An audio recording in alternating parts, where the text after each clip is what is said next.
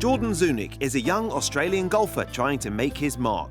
At the age of 24, Jordan has already experienced more than most on and off the course.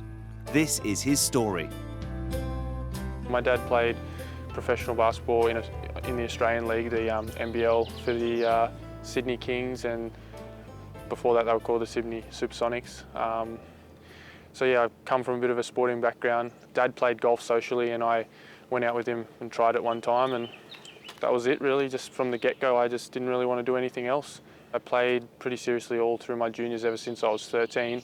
And then obviously when I got to 14, 15 years old, I was really like, I want to play this game forever. So from there on, it was just getting as good as I could.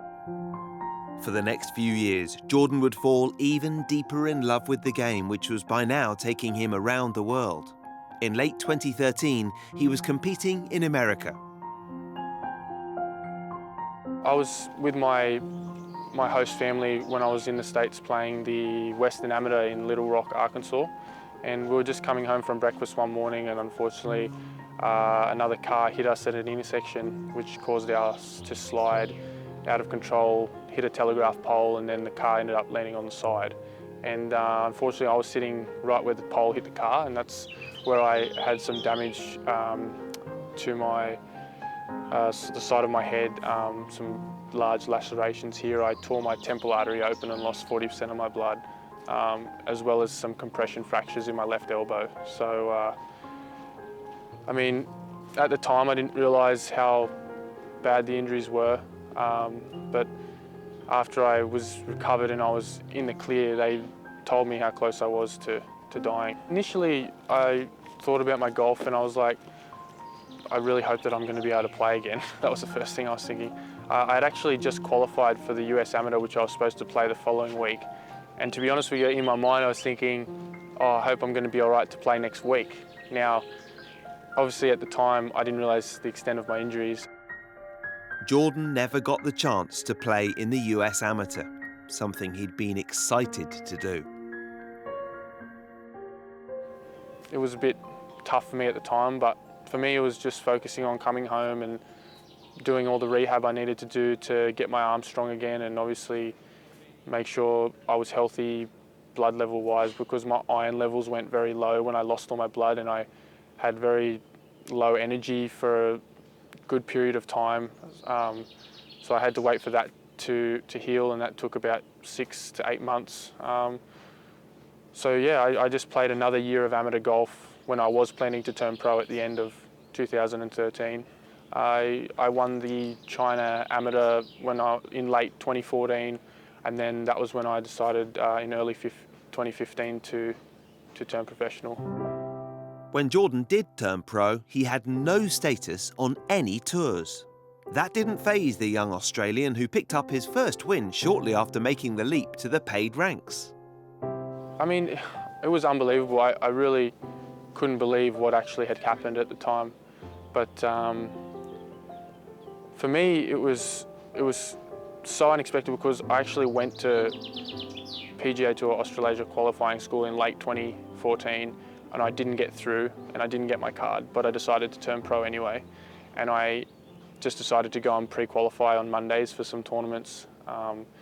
So fortunately, I pre-qualified for the New Zealand PGA the week before the New Zealand Open.